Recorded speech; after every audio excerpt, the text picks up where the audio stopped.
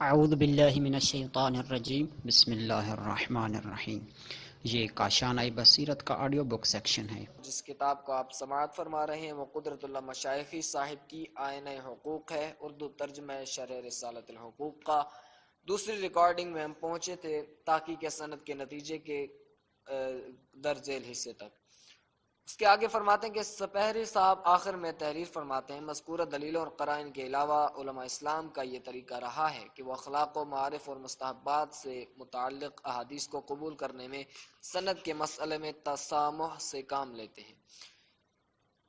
یہ اصل تسامح ادلہ سنن میں مشہور ہے۔ ایسی حدیثوں کو قبول کرنے کے لیے ان کے مضمون کو بلند ہونا چاہیے، اصول و عقائد اور مذہبی و عقلی مسلمات کے منافی نہیں ہونا چاہیے، اور رسالۃ الحقوق میں یہ خصوصیات موجود ہیں۔ حوالہ جناب تالیف جناب علی غفوری۔ مؤلف کہتا ہے ہم نے رسالۃ الحقوق کی اس شرح میں دو اعتبار سے تحف العقول کا متن رکھا ہے۔ نمبر ایک، تحف العقول ان کتابوں میں سے سب سے زیادہ قدیم ہے جن میں رسالۃ الحقوق نقل ہوا ہے، اگرچہ تحف العقول کے مؤلف نے اس کی سند نقل نہیں کی ہے کیونکہ تمام کتابوں میں انہوں نے حذف سند کا طریقہ اختیار کیا ہے۔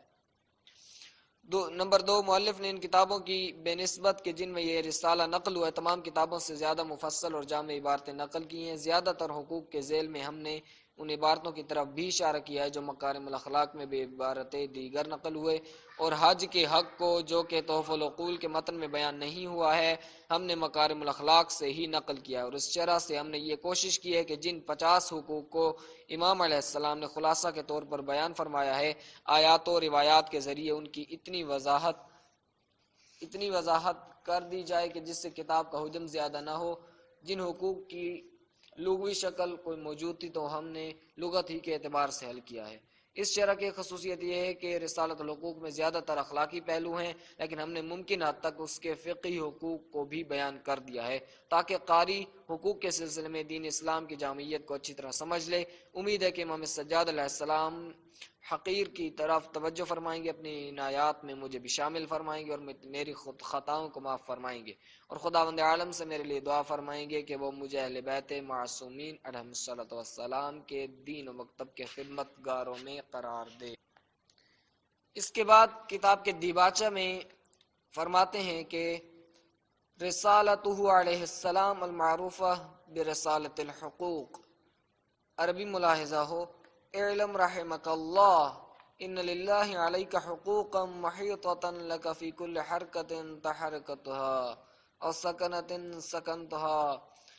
سکنتها او منزلۃ نزلتها وجارحۃ قلبتها وآلۃ تصرفت بها بعضها اکبر من بعض وأكبر حقوق الله عليك ما أوجبه لنفسه تبارك وتعالى من حق الذي هو أصل الحقوق ومنه تفرع، ثم أوجبه عليك لنفسك من قرنك إلى قدمك على اختلاف جوارحك، فجعل لبصرك عليك حقا ولسمعك عليك حقا وللسانك عليك حقا وليديك عليك حقا ولرجلك عليك حقا ولبطنك عليك حقا ولفرجك عليك حقا، فهذه الجوارح السبع التي بها تكون الأفعال، ثم جعل عز وجل لأفعالك عليك حقوقا، فجعل لصلاتك عليك حقا ولصومك عليك حقا ولصدقتك عليك حقا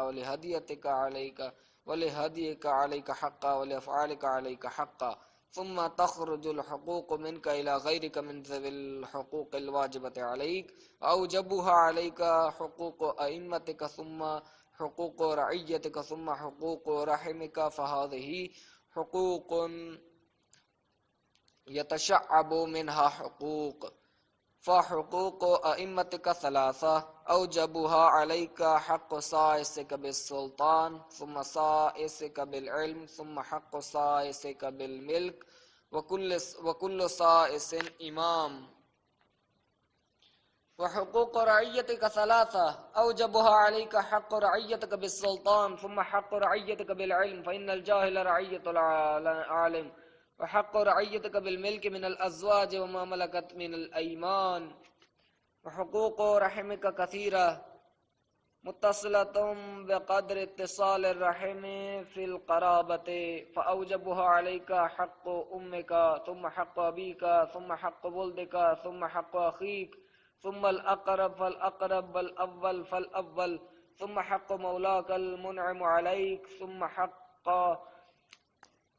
ثم حق مولاك الجار نعمته عليك ثم حق ذي المعروف لديك ثم حق مؤذنك بالصلاة ثم حق إمامك في صلاتك ثم حق جليسك ثم حق جارك ثم حق صاحبك ثم حق الشريك ثم حق مالك ثم حق غريمك الذي تطالبه ثم حق غريمك الذي يطالبك ثم حق خليطك ثم حق خصمك المدعى عليك ثم حق مستنصحك ثم حق الناصح لك ثم حق من هو أكبر منك ثم حق من هو أصغر منك ثم حق سائلك ثم حق من سألته ثم حق من جرى لك على يده مساءة بقول أو فعل أو مسرة بذلك بقول أو فعل عن تعمد منه أو غير تعمد منه ثم حق أهل ملتك عامة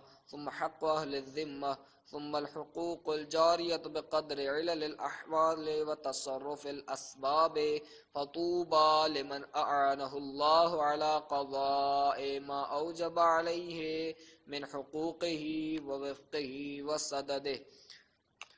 فرماتے ہیں کہ جان لو کہ تمہارے اوپر بزرگ و برتر خدا کے کچھ حقوق ہیں، خواہ انہیں تم حرکت جنبش میں انجام دو یا سکون و آرام میں، اس منزل میں جس میں تم اترے ہو، یا اس عضو کے ساتھ جس کو تم نے بدلا ہے، یا ان اقدار کے ساتھ جن کو بروئے کار لائے ہو. ان حقوق میں سے بعض حقوق سے بڑے ہیں.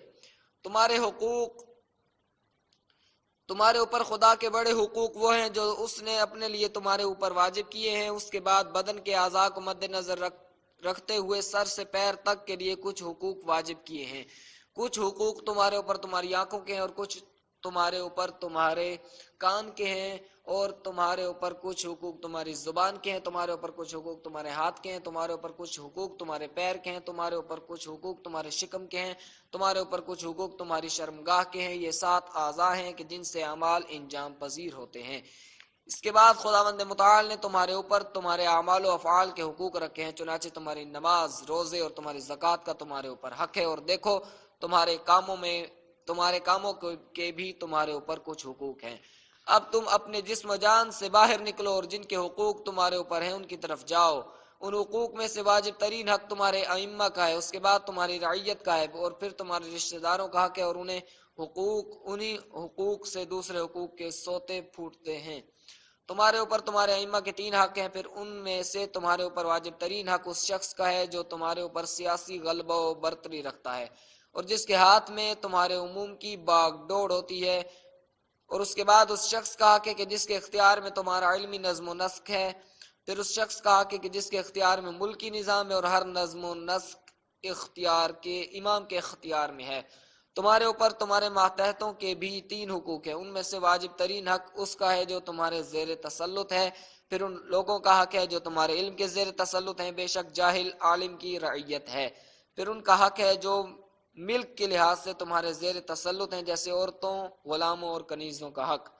عزیزوں اور رشتہ داروں کے حقوق تمہارے اوپر بہت زیادہ ہیں، جو ایک دوسرے سے اتنے ہی متصل ہیں جتنا رحم میں قربت ہے.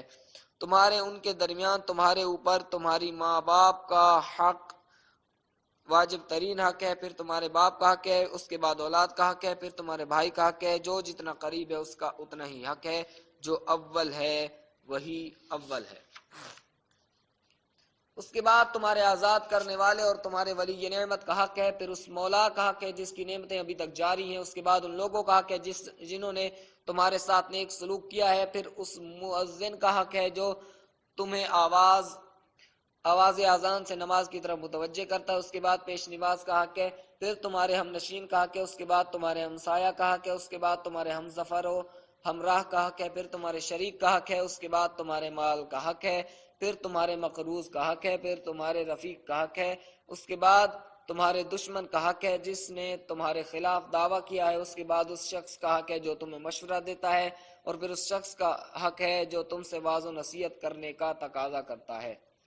اس کے بعد اس کا حق ہے جو تم سے بڑا ہے، پھر اس کا حق ہے جو تم سے چھوٹا ہے، پھر تم سے سوال کرنے والے کا حق ہے، اس کے بعد اس شخص کا حق ہے جس سے تم سوال کرتے ہو، پھر اس شخص کا حق ہے جس پر تمہاری طرف سے زیادتی و بدسلوکی ہوئی ہے، خواہ قول سے ہوئی ہو یا فعل سے، یا اس کا مذاق اڑانے سے، یا تمہارے قول و فعل کا اس نے مذاق اڑایا ہو، جان بوجھ کر ایسا کیا ہو یا غفلت کی وجہ سے، پھر تمہارے اوپر تمہارے ہم مذہب لوگوں کا حق ہے، اس کے بعد تمہارے اوپر اس کافر ذمی کا حق ہے جو اسلام کی پناہ میں زندگی بسر کر رہا ہے، پھر وہ حقوق ہے جو زندگی کے اسباب بدلنے سے وجود پذیر ہوتے ہیں، پس خوش نصیب ہے وہ شخص جس کی خدا نے ان حقوق کی ادائیگی میں مدد کی جو اس پر واجب کیے گئے تھے، اور اس سلسلے میں اس کو توفیق دی اور اس سے ثابت قدم رکھا، یہاں تک امام زین العابدین علیہ السلام نے ان تمام حقوق کے بارے میں ایک مقدمہ براءت و استحلال کے عنوان سے بیان کیا ہے کہ جن کو بعد میں تفصیل سے بیان فرمائیں گے، اور اولین حق خدا کا حق قرار دیا ہے۔ خداوند عالم سے دعا ہے کہ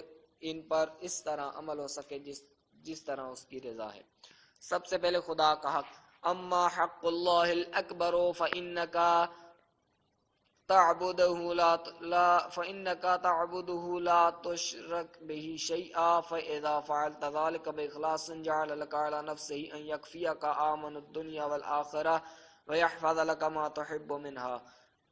خدا کا حق جو کہ تمام حقوق سے بڑا ہے وہ یہ ہے کہ تم اس کی عبادت کرو اور اسی کی عبادت کرو اور کسی چیز کو اس کا شریک نہ قرار دو۔ جب تم خلوص کے ساتھ اس کی عبادت کرو گے تو خدا نے بھی اپنے اوپر یہ لازم کر لیا ہے کہ وہ دنیاوی اور اخروی چیزوں میں تمہاری کفایت کرے گا اور تمہارے لیے تمہاری محبوب و پسندیدہ چیزوں کو محفوظ رکھے گا۔ بعثت انبیاء کا مقصد، انبیاء کی اہم ترین ذمہ داری یہ تھی کہ وہ لوگوں کو عبادت کی طرف بلائیں اور ہر قسم کے شرک سے جنگ کریں۔ ارشاد ہے، ہم نے ہر امت میں رسول بھیجا تاکہ وہ امت کو خدا کی عبادت کرنے کا حکم دے، اسے طاغوت و سرکش سے بچتے رہنے کی تلقین کرے۔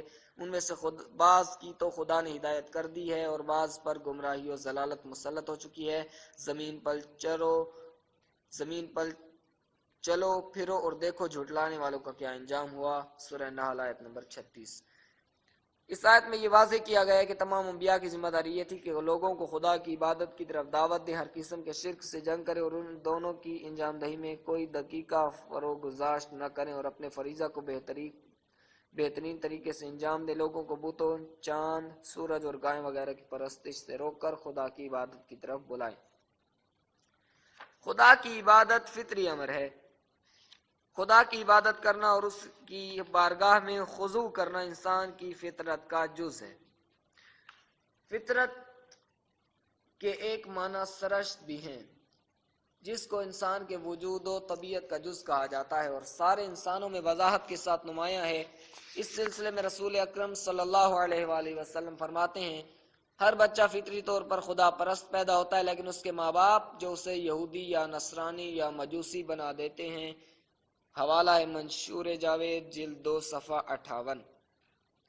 ماہرین نفسیات کہتے ہیں کہ ہر انسان فطرتی اور ذاتی طور پر خدا پرستی کی طرف مائل ہوتا ہے۔ اس میلان کو انہوں نے میل عالی کا نام دیا ہے۔ وہ کہتے ہیں جس طرح انسان حقیقت جوئی کی طرف مائل ہے، چنانچہ علم و حکمت اور فلسفہ کے حصول کا شوق سرچشمہ بھی یہی ہے۔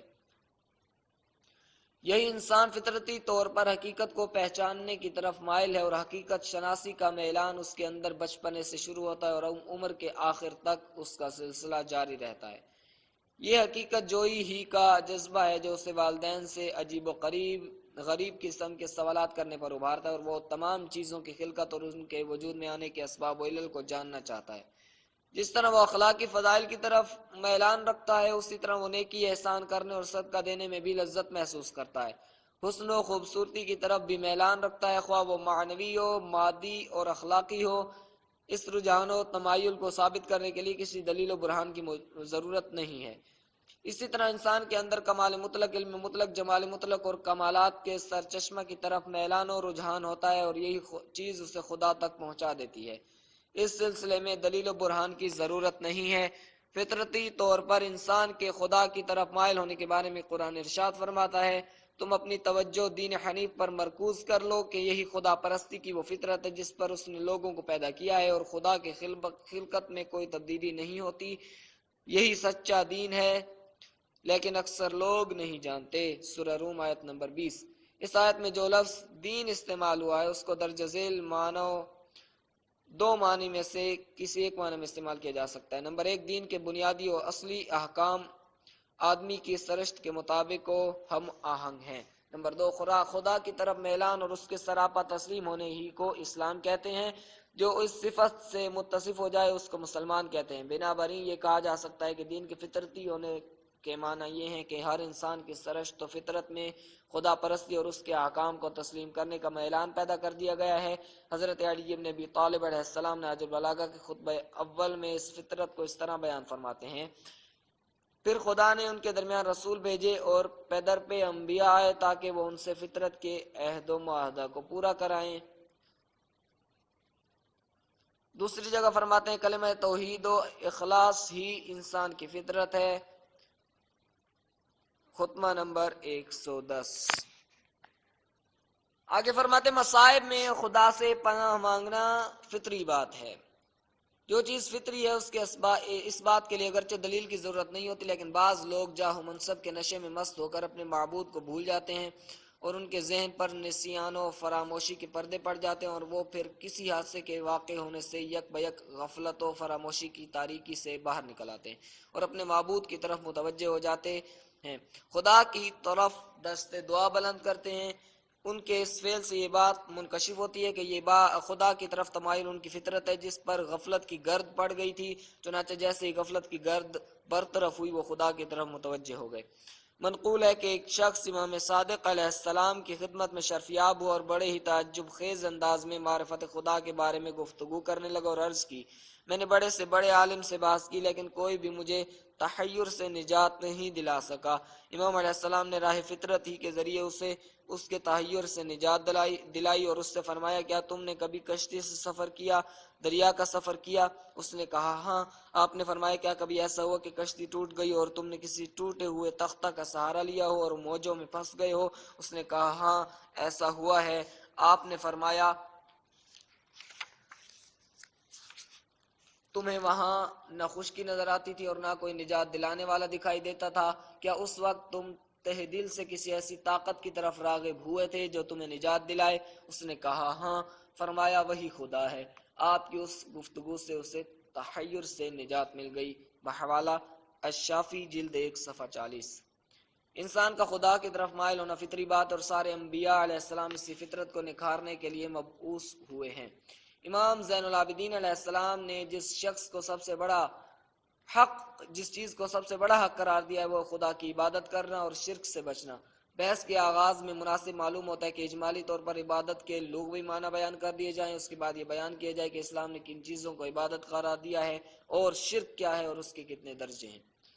عبادت کے لغوی معنی: مشہور لغت شناس راغب اصفہانی عبودیت اور عبد کے معنی کے سلسلے میں لکھتے ہیں: عبودیت کے معنی ہے خود کو ذلیل و حقیر سمجھنا، لیکن عبادت اس سے زیادہ بلیغ ہے، اور چونکہ عبادت خود کو نہایت ذلیل و حقیر سمجھنا ہے لہذا اس عبادت کا مستحق وہی ہو سکتا ہے جو سارے صفات کمالیہ و جمالیہ کا حامل اور ساری نعمتوں کا مالک ہو، اور وہ خدا کے علاوہ اور کوئی نہیں ہے، اس لیے یہ عبادت اس سے مخصوص ہو گئی ہے۔ پھر لکھتے ہیں عبادت کی 2 قسمیں ہیں: نمبر 1 عبادت بالتسخیر، جیسا کہ سجود میں ذکر ہوا ہے، یعنی کوئی موجود خود کو خدا کے قابو اور اس کی تسخیر میں سمجھے اور اپنے وجود کو اس کی مخلوق تصور کرے۔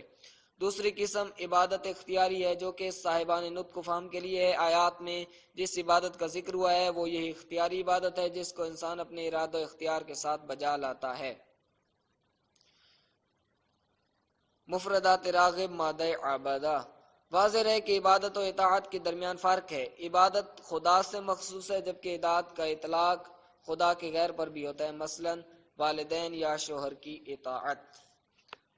آگے فرماتے ہیں قرآن میں عبد کے معنی: عبد قرآن میں 2 معنی میں استعمال ہوا ہے، ایک غلام و مملوک، جیسا کہ خداوند متعال کا ارشاد ہے: کتب علیکم القصاص فی القتل الحر بالحر والعبد بالعبد والانثى بالانثى، سورہ بقرہ آیت نمبر 78۔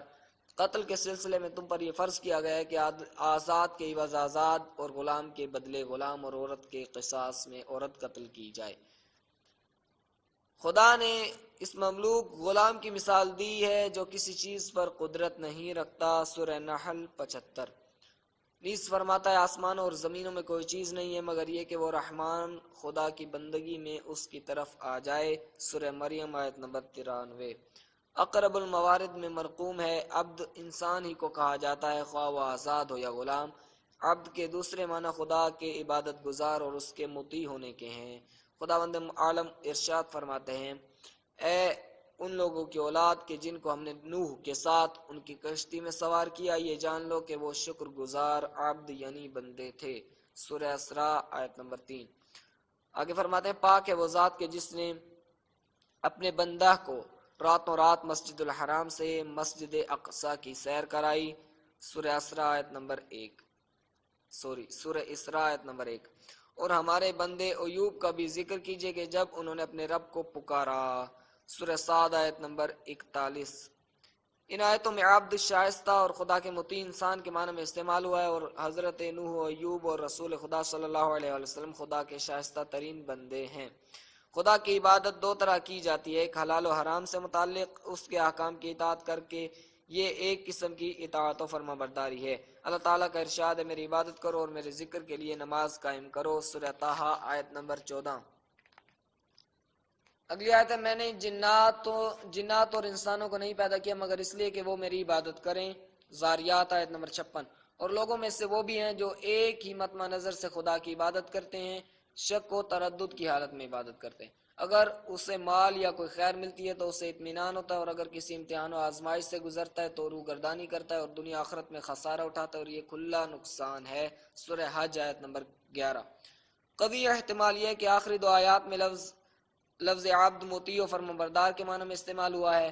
عبادت کے ایک معنی اس تذلل کے ہیں جس کے ساتھ تقدس ہوتا ہے، یعنی بندہ خدا کے حضور میں بے پناہ خشوع و خضوع کا اظہار کرتا ہے اور اسے ہر نقص و عیب سے پاک سمجھتا ہے اور اسے تمام کمالات کا مالک جانتا ہے۔ چنانچہ جب اسلام میں عبادت خدا کا لفظ استعمال ہو تو اس کے معنی یہ ہوتے ہیں کہ اسلام انسان کو خدا کے علاوہ ہر موجود کی عبودیت و بندگی سے روکتا ہے، خصوصاً مالداروں، بادشاہوں اور سرکشوں کی بندگی سے منع کرتا ہے۔ اسلام کہتا ہے کہ نفع و ضرر خدا کے ہاتھ میں ہے، اس کے سوا کسی کے ہاتھ میں نفع و ضرر نہیں ہے۔ چنانچہ آیت ہے کہ اے رسول کہہ دیجیے کہ کیا تم خدا کو چھوڑ کر اس کی عبادت کرتے ہو جو تمہارے نفع و ضرر کا مالک نہیں ہے اور خدا سننے والا اور جاننے والا ہے، سورہ مائدہ 75۔ اگلی آیت تم لوگ خدا کے غیر کی عبادت کرتے ہو، وہ تمہارے رزق کے مالک نہیں ہے، تم اپنا رزق خدا سے طلب کرو، سورہ عنکبوت آیت 17۔ اگلی آیت ہے اے لوگو اپنے پروردگار کی عبادت کرو کہ جس نے تم کو اور تم سے پہلے والوں کو پیدا کیا ہے تاکہ تم پرہیزگار بن جاؤ، سورہ بقرہ آیت نمبر 21۔ عبادت اسلام کی نظر میں اسلام میں کس چیز کو عبادت کہا جاتا ہے؟ اس کا جواب یہ ہے کہ اسلام میں کسی مخصوص چیز کو عبادت نہیں کہا جاتا، بلکہ عبادت ایسا تناور درخت ہے کہ جس کی بہت ساری شاخیں ہیں، مختلف قسم کے اعمال کو عبادت کہا گیا، ان میں سے بعض درج ذیل ہیں۔ نمبر 1، شکر عبادت ہے۔ قرآن کی بہت سی آیتوں میں شکر کو عبادت کہا گیا ہے، لیکن پہلے یہ بیان کر دیا جائے کہ شکر کی تعریف کیا ہے، اس کے بعد ان آیات کو بیان کیا جائے گا جن میں شکر کو عبادت کہا گیا ہے۔ علماء کہتے ہیں کہ شکر ایک فعل ہے کہ جس سے نعمت دینے والے کی تعظیم و تکریم آشکار ہوتی ہے، یہ خاص زبان سے ہو یا دلی محبت سے۔ مفردات راغب، کسی نعمت کو اس موقع محل پر صرف کرنا بھی شکر ہے۔ اگر انسان ہر نعمت کو اس کے موقع محل پر خرچ کرے تو اس نے اس کا شکر ادا کیا، مثلا آنکھ نعمت اور اس کا شکر یہ ہے کہ اس سے خدا کے نشانیوں کو دیکھا جائے۔ قرآن کہتا ہے کہ اے رسول آپ کہہ دیجئے دیکھو تو آسمانوں اور زمین میں کیسی نشانیاں ہیں، سورہ یونس آیت نمبر 101۔ حضرت علی علیہ السلام نہج البلاغہ کے خطبہ متقین میں فرماتے ہیں متقین اور پرہیزگاروں نے خدا کی حرام کی ہوئی چیزوں سے آنکھیں بند کر لی اور اپنے کانوں کو مفید علم کے سننے کے لیے وقف کر دیا ہے، خطبہ متقین 193۔ دوسری جگہ آپ فرماتے ہیں کہ ہر نعمت کا شکر ورع، پاک دامنی اور خدا کی حرام کردہ چیزوں سے اجتناب ہے، سفینۃ البحار جلد 1 صفحہ 710۔ انسان کو جو نعمتیں عطا کی گئی انہیں گناہوں میں استعمال نہیں کرنا چاہیے۔ رہنمائی اور تربیت میں شکر کا اثر۔ آج کے دانشور و سائنسدان شکر و سپاس تربیت اور رہنمائی کے لحاظ سے دیکھتے ہیں اور کہتے ہیں کہ ذمہ دار اور زحمت کش اور محنتی افراد کی حوصلہ افزائی ہونی چاہیے، کیونکہ اگر ذمہ دار افراد کی زحمتوں کی قدر نہیں کی جائے گی تو ان کا حوصلہ پست ہو جائے گا اور پھر وہ ذمہ داری اور دلچسپی کے ساتھ کوئی کام انجام نہیں دیں گے۔ اس سلسلے میں حضرت علی علیہ السلام فرماتے ہیں، اے مالک، نیک و بد کو تمہاری نظر میں یکساں نہیں ہونا چاہیے، کیونکہ اگر ایسا کرو گے تو نیک افراد نیکی سے بے رغبت ہو جائیں گے اور گناہ گاروں کی گناہ کرنے میں جرت میں بڑھ جائیں گے۔ نہج البلاغہ مکتوب 53۔ خداوند عالم قرآن میں ارشاد فرماتا ہے، کیا ہم مسلمانوں کو مجرموں کی مانند قرار دے دیں؟ تمہیں کیا ہو گیا؟ تم کیسا فیصلہ کر رہے ہو؟ نمل آیت نمبر 35 اور 36۔ یہ استفہام انکاری ہے، یعنی ہم کبھی ایسا نہیں کریں گے۔ شکر علماء اخلاق کی نظر میں۔ علماء اخلاق کہتے ہیں شکر کے 3 اجزاء ہیں۔ نمبر 1 نعمت اور نعمت دینے والے کی معرفت۔ نمبر 2 انفعال نفسانی یعنی نیکی کرنے والے کے سامنے جھکا جاتا ہے اور نعمت ملنے پر خوشی ہوتی ہے۔ نمبر 3 نعمت دینے والے کے مقصد کو پورا کرنا۔ نعمت کی معرفت کے سلسلے میں امام جعفر صادق علیہ السلام فرماتے ہیں، جس شخص کو خدا نے کوئی نعمت عطا کی اور اس نے اس کو تہ دل سے پہچان لیا تو اس نے اس کا شکر ادا کیا۔ اصول کافی جلد 2 صفحہ 96 حدیث نمبر 15۔ دوسری جگہ ارشاد فرماتے ہیں، شکر کا آخری زینہ یہ ہے کہ نعمت پانے والا یہ سمجھ لے کہ نعمت خدا کی طرف سے ہے۔ سفینۃ البحار جلد 1 صفحہ 710۔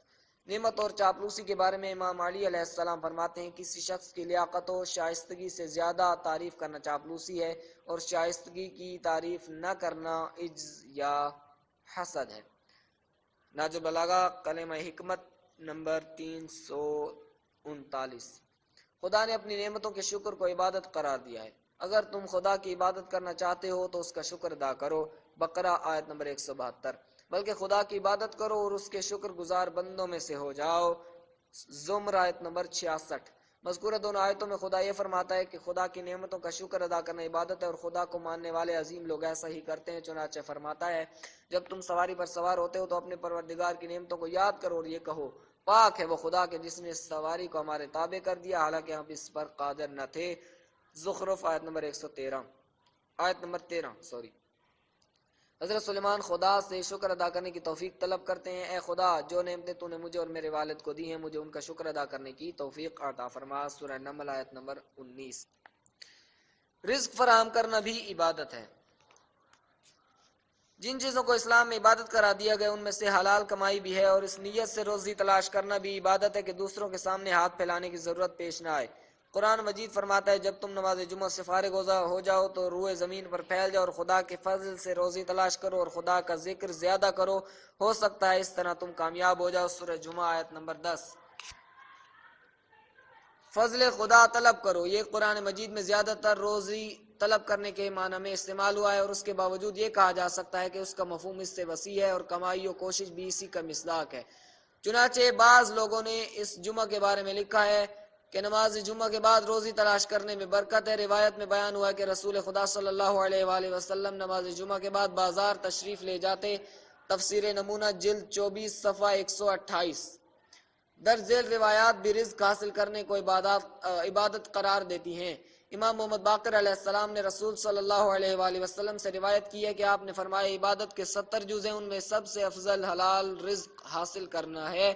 وسائل الشیعہ جلد 12 صفحہ 11۔ اسی سلسلے میں ابو حمزہ نے امام محمد باقر علیہ السلام سے روایت نقل کی ہے، جو شخص لوگوں سے بے نیاز ہونے اور ان کی نظر میں معزز ہونے کے لیے دنیا طلب کرتا ہے اور اس طلب دنیا کو اپنے اہل عیال کے لیے وسعت و فراخی کی کوشش اور ہمسایوں کے لیے مدد سمجھتا ہے تو روز قیامت وہ خدا سے اس حال میں ملاقات کرے گا کہ اس کا چہرہ 14ویں کے چاند کی مانند درخشاں ہوگا۔ وسائل الشیعہ جلد 12 صفحہ 11۔ محنت کرتے ہوئے مر جانا۔ جناب محمد بن یعقوب کلینی نے ایک روایت میں علی ابن ابراہیم سے اور انہوں نے اپنے والد سے نقل کیا اور دوسری سند سے محمد بن اسماعیل سے، انہوں نے فضل بن شاذان سے اور انہوں نے ابن ابی عمیر سے اور انہوں نے عبداللہ بن حجاج سے اور انہوں نے امام جعفر صادق علیہ السلام سے نقل کیا کہ آپ نے فرمایا، محمد بن مکندر کہتا تھا، میں یہ نہیں سوچتا تھا کہ علی ابن حسین نے محمد بن علی کو صحیح جانشین مقرر کیا ہے۔ ایک روز میں نے یہ طے کیا کہ میں اس سلسلے میں انہیں نصیحت کروں گا، لیکن انہوں نے ہی مجھے نصیحت کر دی۔ محمد بن مکندر کے دوستوں نے معلوم کیا انہوں نے تمہیں کیا نصیحت کی ہے؟ اس نے کہا میں گرمی کے موسم میں دوپہر کے وقت مدینہ کی گلی کوچوں سے گزرتا ہوا مدینہ سے باہر نکل گیا، یہاں تک کہ میری ملاقات محمد باقر سے ہو گئی۔ فربا دن تھے، دو غلاموں کے ساتھ کام میں مشغول تھے فربا بدن تھے، دو غلاموں کے ساتھ کام میں مشغول تھے۔ میں نے سوچا کوئی قریش کا بزرگ کام کر رہا ہے، یہ ایسی گرمی میں دنیا کی حرص میں نکلا ہے، ابھی میں اسے نصیحت کرتا ہوں۔ میں نزدیک گیا، سلام کیا، آپ کی پیشانی سے پسینہ بہ رہا تھا۔ میں نے عرض کیا ایسی گرمی میں قریش کے بزرگوں میں سے ایک بزرگ دنیا طلبی میں مشغول ہے، اگر آپ کو اس حال میں موت آ جائے تو کیا ہوگا؟ آپ نے جواب دیا اگر ملک الموت اس وقت میری روح قبض کرنے کے لیے آئے گا تو مجھے خدا کی اطاعت میں پائے گا، میں اپنے اہل و عیال کے اخراجات پورے کرنے اور لوگوں سے بے نیاز ہونے کے لیے کام کر رہا ہوں۔ ہاں اس بات سے ڈرنا چاہیے کہ گناہوں معصیت کی حالت میں موت نہ آ جائے۔ میں نے عرض کی اے فرزند رسول صلی اللہ علیہ وآلہ وسلم، آپ نے سچ فرمایا، میں آپ کو نصیحت کرنا چاہتا تھا لیکن آپ نے مجھ ہی کو نصیحت فرما دی۔ وسائل جلد 12 صفحہ 9 باب 4 اور حدیث نمبر 1۔ اس حدیث میں امام محمد باقر علیہ السلام نے زندگی کو چلانے کے لیے جد و جہد کرنے کو خدا کی عبادت قرار دیا ہے۔ ایک روایت میں موسیٰ بن بکیر فرماتے ہیں حضرت ابو الحسن موسیٰ بن جعفر نے فرمایا جو شخص اپنے اور اپنی اولاد کے لیے حلال طریقے سے روزی فراہم کرتا ہے اس کی مثال اس مجاہد کی سی ہے جو راہ خدا میں جہاد کرتا ہے۔ سابقہ حوالہ، کوشش و کام کے ذریعے خدا سے رزق طلب کرو۔ محمد بن علی بن حسین نے اپنی سند سے فضیل بن یسار سے نقل کیا کہ انہوں نے فرمایا میں نے امام صادق علیہ السلام کی خدمت میں عرض کیا فرزند رسول صلی اللہ علیہ وسلم، میں نے اب کوشش و کام کرنا چھوڑ دیا ہے۔ آپ نے فرمایا ایسا نہ کرو بلکہ دکان کھولو اور کاروبار شروع کرو اور خدا سے اپنی روزی و رزق طلب کرو۔ وہی سابقہ حوالہ صفحہ 8 اور حدیث نمبر 11۔ آگے فرماتے ہیں محنت کرنے والے عابدوں کا درجہ۔ رو بن عبد الرحیم نے امام صادق علیہ السلام سے نقل کیا کہ آپ نے اس آیت رجال اللہ تلہیہم تجارت ولا بیع عن ذکر اللہ آیت 37 سورہ نور،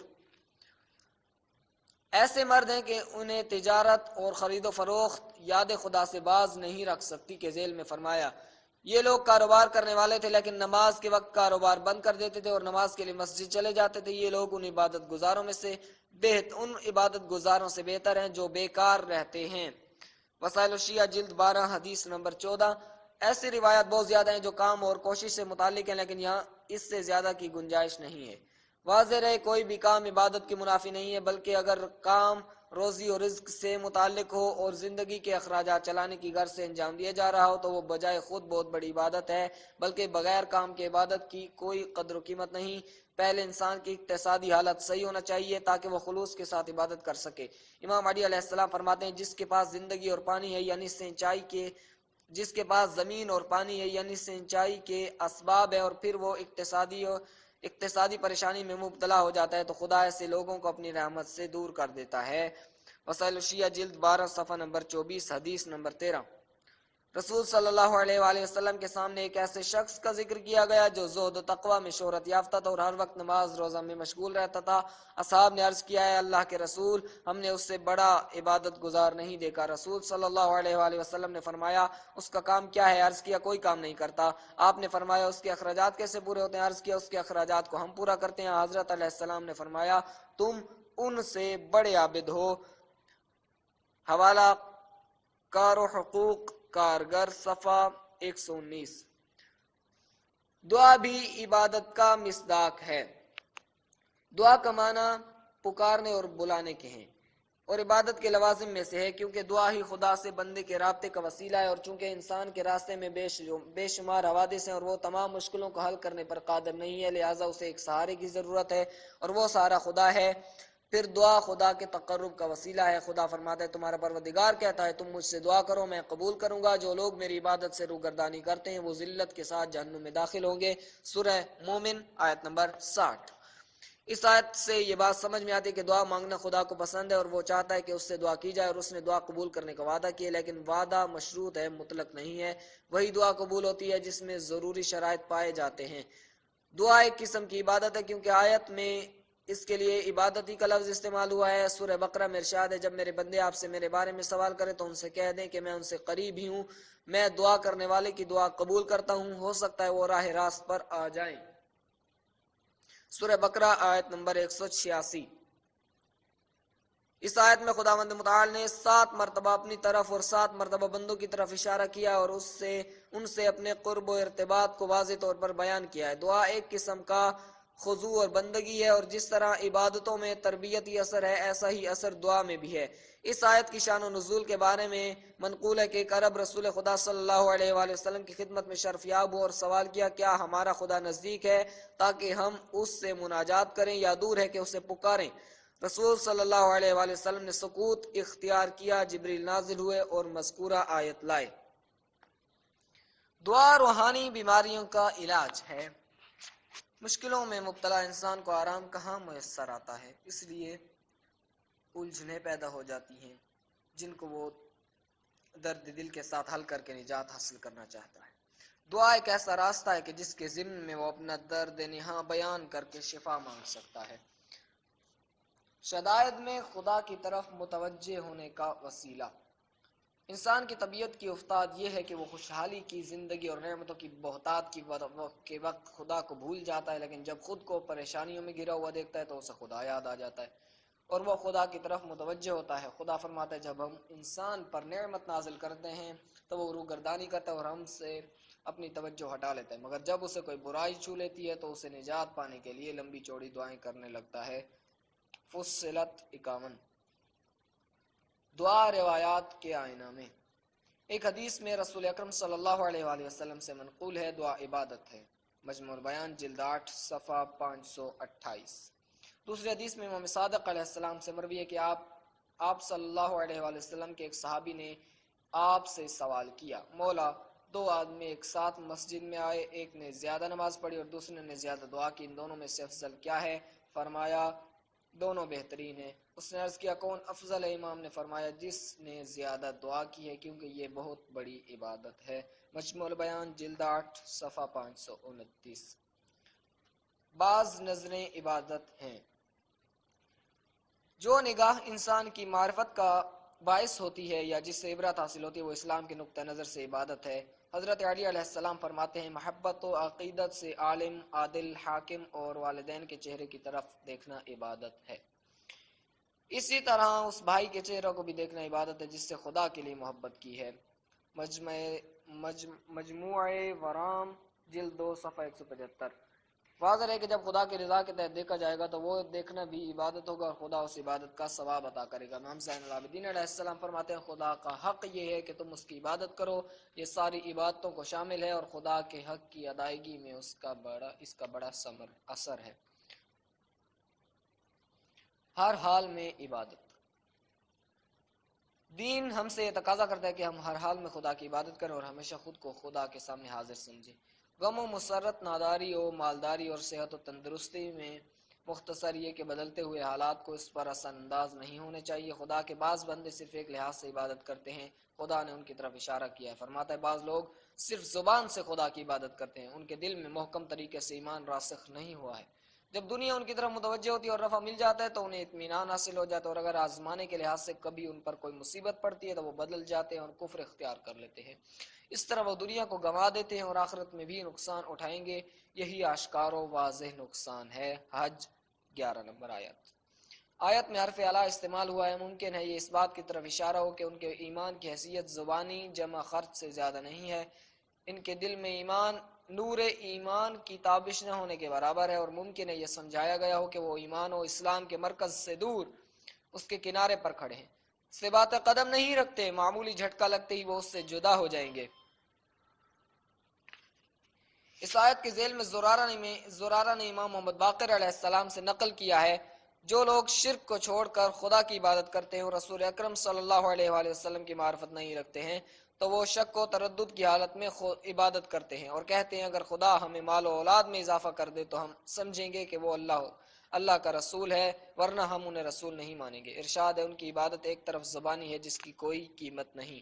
تفسیر نور الثقلین جلد 3 صفحہ 437۔ عبادت میں نشاط و فرحت۔ محمد بن یحییٰ نے احمد بن محمد بن عیسیٰ سے انہوں نے 2 واسطوں سے امام محمد باقر علیہ السلام سے روایت کی ہے کہ رسول اکرم صلی اللہ علیہ وآلہ وسلم نے فرمایا ہر عبادت کے لیے ایک فرحت اور رغبت ہوتی ہے، پھر سستی آ جاتی ہے، پس جو شخص اپنی عبادت کو میری پیروی میں نشاط کے ساتھ بجا لاتا ہے وہ ہدایت یافتہ ہے، اور جو شخص میری سنت کی مخالفت کرتا ہے وہ گمراہ ہو جاتا ہے اور اس کا عمل خسارہ ہی خسارہ ہے۔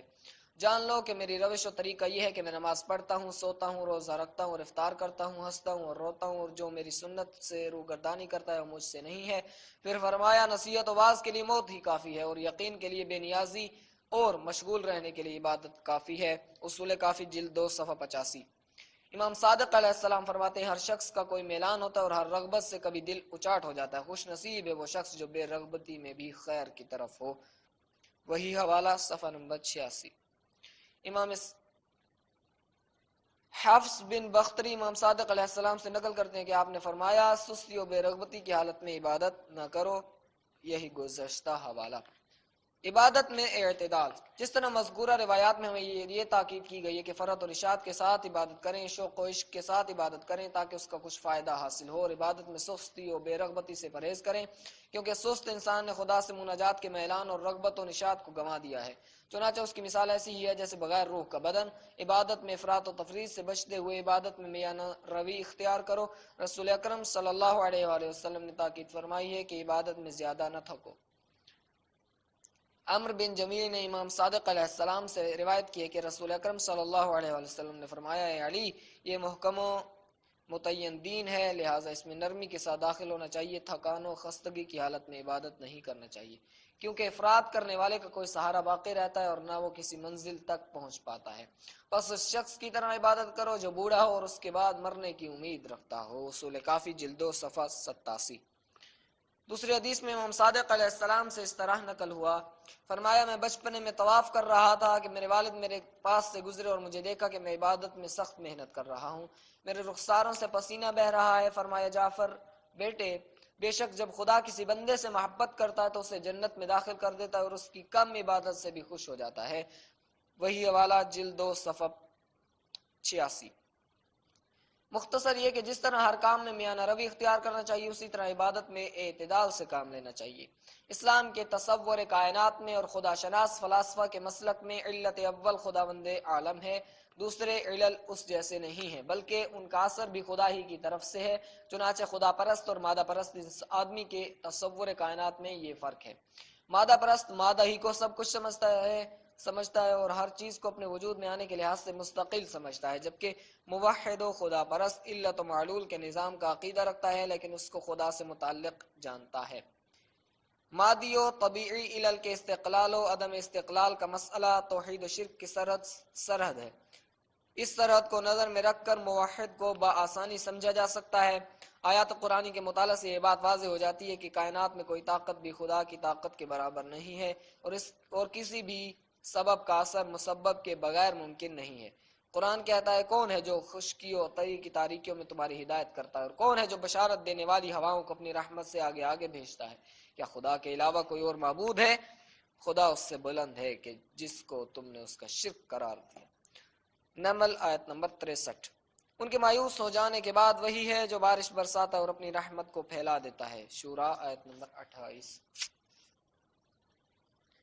جو لوگ توحید اور یقین و خلوص سے وابستہ نہیں ہوئے ان کے حالات اس طرح بیان کرتا ہے، جب لوگ بے بس ہو جاتے ہیں تو لو لگا کر خدا کو پکارتے ہیں، لیکن جب خدا انہیں اپنی رحمت کا مزہ چکھا دیتا ہے تو وہ اپنے پروردگار کا شریک قرار دیتے ہیں۔ سورہ روم آیت 33۔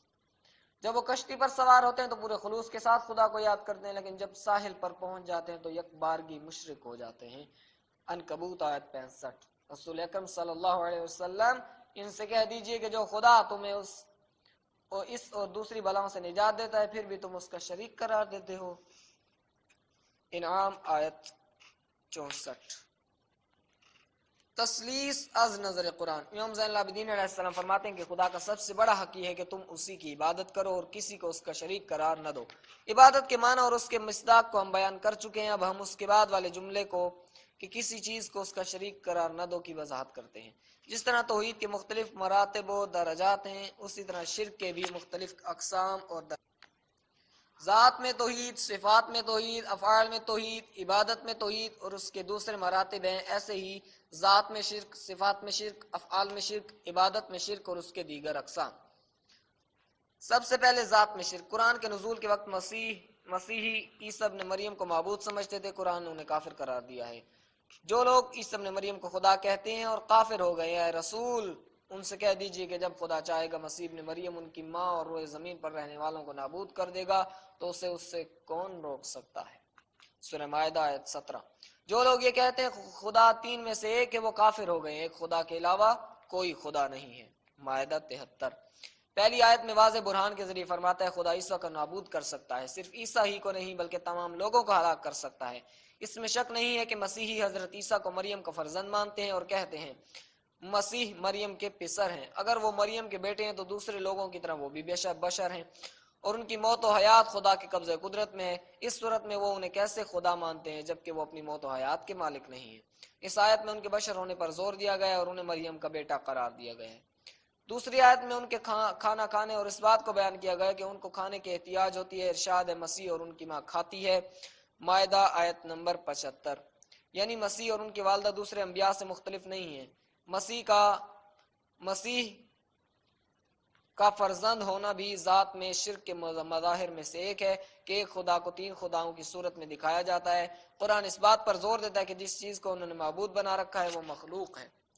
خدا کو چھوڑ کر تم جن کو پکارتے ہو وہ بھی تمہارے ہی جیسے بندے ہیں۔ آراف 194۔ اے لوگو جو کہ خدا کے غیر کو پکارتے وہ نہ تمہاری مدد کرنے پر قادر ہیں بلکہ وہ اپنی مدد بھی نہیں کر سکتے۔ اگر تم انہیں ہدایت کی طرف بلاؤ گے تو وہ تمہاری بات نہیں سنیں گے، تمہیں یہ محسوس ہوگا کہ وہ تمہاری طرف دیکھ رہے ہیں حالانکہ نہیں دیکھتے۔ آراف 197 اور 98۔ قرآن اہل کتاب کو مخاطب کر کے کہتا ہے اے رسول اہل کتاب سے کہہ دیجئے کہ اس بات کو قبول کر لو جو ہمارے اور تمہارے درمیان مشترک ہے، اور وہ یہ ہے کہ خدا کے غیر کی عبادت نہ کریں اور کسی چیز کو اس کا شریک قرار نہ دیں اور خدا کو چھوڑ کر ایک دوسرے کو رب نہ بنائیں۔ پھر اگر وہ روگردانی کریں تو کہہ دیجئے کہ گواہ رہنا کہ ہم مسلمان ہیں۔ آل عمران 64۔ مذکورہ آیت ہر قسم کے شرک کو شامل ہے، یعنی کسی بھی قسم کا شرک نہ کیا جائے۔ آگے ہے عبادت میں شرک۔ اے رسول ان لوگوں سے کہہ دیجئے کہ میں بھی تم ہی جیسا بشر ہوں، لیکن میرا امتیاز یہ ہے کہ مجھ پر مسلسل وہی ہوتی ہے کہ تمہارا خدا ایک ہے۔ پھر جو شخص خدا سے ملاقات کا امیدوار ہے اسے چاہیے کہ نیک و صالح عمل انجام دے اور اپنے رب کی عبادت میں کسی کو شریک نہ بنائے۔ سورہ کہف 110۔ یہ آیت خدا کی عبادت میں شرک کرنے سے منع کرتی ہے اور اس بات کو بیان کرتی ہے کہ اپنی عبادت کو صرف خدا کے لیے قرار دو۔ مذکورہ آیت کے سلسلے میں ابو الجارود نے امام محمد باقر علیہ السلام سے نقل کیا ہے کہ آپ نے فرمایا رسول صلی اللہ علیہ وآلہ وسلم سے اس آیت کی تفسیر معلوم کی گئی تو آپ نے فرمایا جو لوگوں کو دکھانے کے لیے نماز پڑھتا ہے وہ مشرک ہے، اور جو لوگوں کو دکھانے کے لیے زکوٰۃ دیتا ہے وہ مشرک ہے، اور جو لوگوں کو دکھانے کے لیے روزہ رکھتا ہے وہ مشرک ہے، اور جو لوگوں کو دکھانے کے لیے حج کرتا ہے وہ مشرک ہے، اور جو اس کام کو لوگوں کو دکھانے کے لیے انجام دیتا ہے کہ جس کا خدا نے اسے حکم دیا وہ مشرک ہے، اور خداوند عالم ریاکاری قبول نہیں کرتا۔ تفسیر نور الثقلین جلد 3 صفحہ 314۔ اسی آیت کے ذیل میں جراح مدائنی نے امام محمد باقر علیہ السلام سے نقل کیا ہے کہ آپ نے فرمایا انسان کوئی ثواب کا کام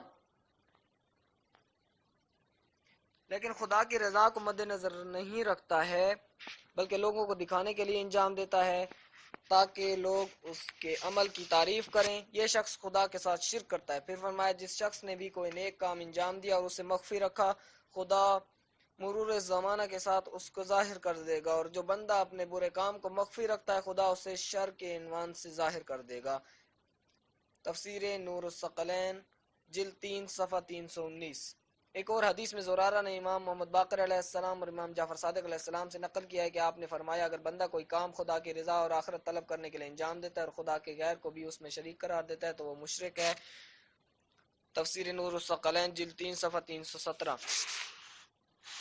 قرآن مشرکوں کے اعمال کی عکاسی۔ قرآن مجید مشرکوں کے شرک آلود اعمال کی تصویر کشی اس طرح کرتا ہے حج کے مناسک کو انجام دیجیے اس حال میں کہ وہ خالص خدا کے لیے ہوں اور کسی کو اس کا شریک قرار نہ دیجیے۔ دیکھو جو خدا کا شریک قرار دیتا ہے گویا وہ آسمان سے گر پڑتا ہے اور درمیان سے اسے پرندہ اچک لیتا ہے یا تیز ہوا اسے کہیں بہت دور پھینک دیتی ہے۔ سورہ حج 31 نمبر آیت۔ اس آیت میں آسمان سے مراد توحید ہے اور شرک سقوط کا سبب ہے۔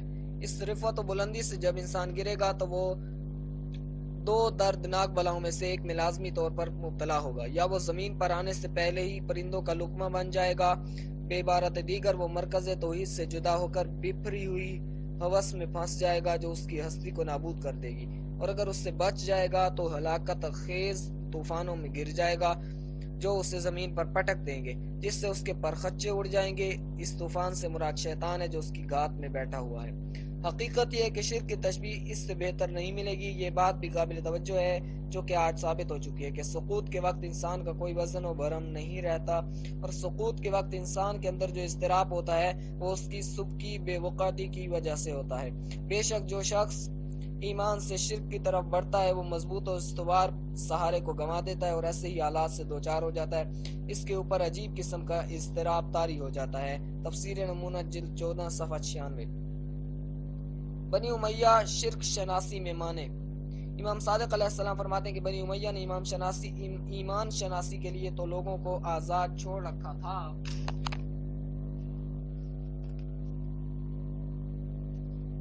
لیکن شرک کو پہچاننے کے لیے انہیں آزادی نہیں دی تھی، تاکہ اگر انہیں شرک کی طرف بلایا جائے تو وہ یہ نہ سمجھ پائیں کہ انہیں شرک کی طرف ہکایا گیا ہے۔ الشافی جلد 1 صفحہ 146۔ اس حدیث کی شرح میں مرفوع فیض شافی میں اس طرح رقم تراز ہیں۔ بنی امیہ کا سارا زور اس بات پر صرف ہوتا تھا کہ لوگ بے چون چرا ان کی اطاعت کریں، اس لیے انہوں نے ایمان و توحید شناسی کے راستے کھلے چھوڑ رکھے تھے اور شرک کو پہچاننے کے راستے بند کر رکھے تھے۔ اس کی وجہ یہ تھی کہ اگر لوگ شرک کے مفہوم و مصداق کو نہیں سمجھیں گے تو آسانی سے شرک کو قبول کر لیں گے، لیکن اگر اس کے معنی کو سمجھ لیں گے تو ہرگز بنی امیہ کی پیروی نہیں کریں گے۔ الشافی جلد 1 صفحہ 146۔ بنی امیہ ہی نہیں بلکہ تمام طاغوتی طاقتیں یہ چاہتی ہیں کہ لوگ علوم و معرفت کے میدان میں قدم نہ رکھیں، کیونکہ جتنا وہ علوم سے دور رہیں گے اتنا ہی بہتر طریقے سے اطاعت کریں گے، لہذا اسلامی تہذیب میں علم حاصل کرنے کو بہترین عبادت اور اہم ترین فریضہ قرار دیا گیا اور جہالت و نادانی کے خلاف جنگ کہا گیا ہے۔ آخری بات ہے شرک خفی۔ شرک خفی کے بارے میں امام صادق علیہ السلام نے رسول صلی اللہ علیہ وسلم کی یہ حدیث بیان فرمائی ہے۔ مسعدہ بن صدقہ نے امام صادق علیہ السلام سے روایت کی ہے کہ آپ سے رسول صلی اللہ علیہ وسلم کی اس حدیث شرک اس چونٹی سے بھی زیادہ خفی چلتا ہے جو تاریک رات میں کالے پتھر پر چلتی ہے کے بارے میں سوال کیا گیا تو آپ نے فرمایا مؤمنین مشرکوں کے خداؤں کو برا کہتے تھے، نتیجہ میں مشرکین نے بھی مومنوں کے معبود کو برا کہنے لگے، لہذا خدا نے مومنوں کو اس سے منع کیا تاکہ مشرک بھی ایسا نہ کریں۔ اس کے علاوہ نہ دانستہ طور پر مومنین شرک نہ کریں۔ سورہ انعام میں ارشاد ہے ان چیزوں کو برا نہ کہو کہ جن کو مشرکین پکارتے ہیں۔ سورہ انعام 108۔ اس حدیث سے یہ معلوم ہوتا ہے کہ شرک خفی کتنا خطرناک ہے، اس سے خدا کی پناہ طلب کرنا چاہیے۔ امام زین العابدین علیہ السلام فرماتے ہیں تمہارے اوپر خدا کا حق یہ ہے کہ تم اس کی عبادت کرو اور کسی کو اس کا شریک قرار نہ دو۔ اگر یہ عمل تم خلوص کے ساتھ انجام دو گے تو خدا نے بھی اپنے اوپر فرض کر لیا ہے کہ وہ تمہارے دنیا و آخرت کے امور میں کفایت کرے گا اور تمہاری محبوب چیزوں کی حفاظت کرے گا۔ میں خداوند عالم سے اس حق کی توفیق کا طلبگار ہوں۔ السلام علیکم ورحمۃ اللہ۔